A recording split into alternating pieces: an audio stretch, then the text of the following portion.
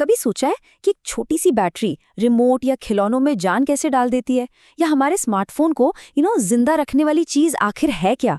तो आज हम इसी छोटे से पावर हाउस यानी विद्युत सेल के राज खोलने वाले हैं। सीधी सी बात ये है, एक सेल, बस यही है। केमिकल्स के रूप में ऊर्जा का एक छोटा सा खजाना जो बस सही मौके का इंतजार कर रहा होता है ताकि वो बिजली बनकर बाहर आ सके। और यही तो आज का सबसे मजेदार सवाल है। देखिए, ये कोई जादू नहीं है, इसके पीछे एक बहुत ही दिलचस्प साइंस है। तो चलिए इस एनर्जी के छोटे से डिब्बे को खोलकर देखते हैं कि अंदर आखिर चल क्या रहा है। आज के इस सफर में हम कुछ चीजें समझेंगे। सबसे पहले सेल होता क्या है, फिर देखेंगे इसके दो मेन टाइप कौन से हैं। इसके बाद हम इसकी असली ताकत मतलब ईएमएफ को समझेंगे और फिर बात करेंगे एक छिपी हुई रुकावट की। और आखिर में ये सब असल जिंदगी में कैसे काम करता है ये भी देखेंगे। तो चलिए शुरू करते हैं सबसे पहले और सबसे जरूरी सवाल से। आखिर ये विद्युत सेल है क्या भला?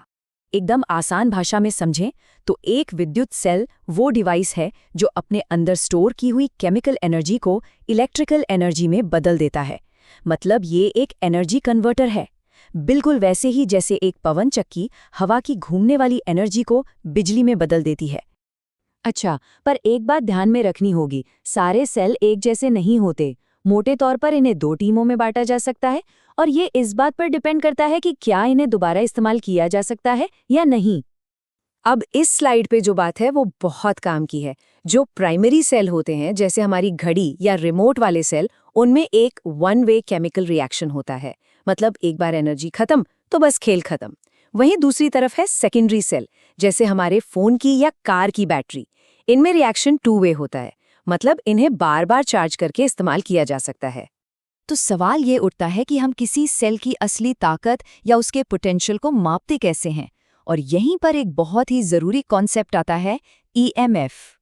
ईएमएफ, जिसका पूरा नाम है इलेक्ट्रोमोटिव फोर्स, इसका मतलब है कि सेल बिजली के हर एक छोटे से कण को पूरे सर्किट का एक चक्कर लगवाने में कितनी मेहनत या कह ले कि कितनी एनर्जी लगाता है। और इसी ताकत को हम वोल्ट में नापते हैं।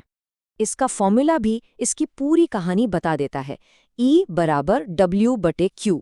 ये हमें सीधे सीधे दिखाता है कि सेल बिजली के हर एक कण यानी Q को कितना एनर्जी का धक्का यानी W दे रहा है।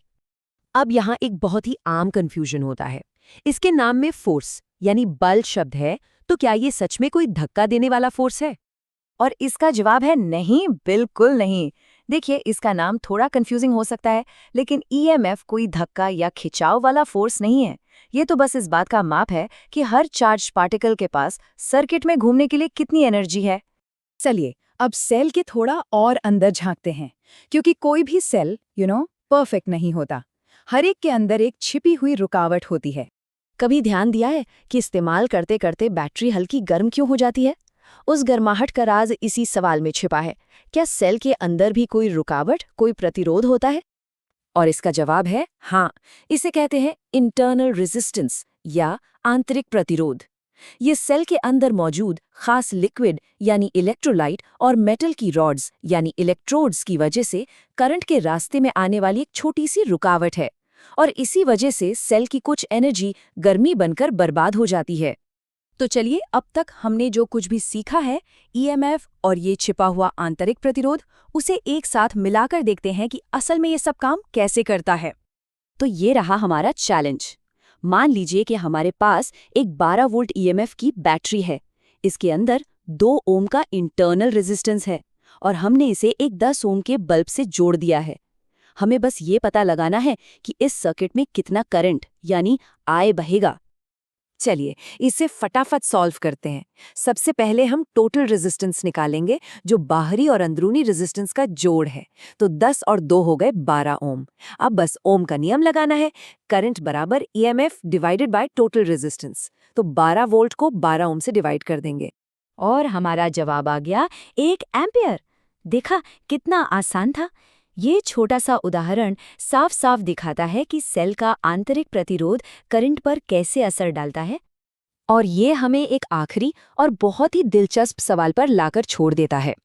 जैसे जैसे बैटरी पुरानी होती जाती है, ये आंतरिक प्रतिरोध उसके परफॉर्मेंस को कैसे प्रभावित करता है? तो अगली बार जब फोन की बैटरी जल्दी खत्म होने लगे, तो अब आप जानते हैं कि इसका असली अपराधी कौन हो सकता है।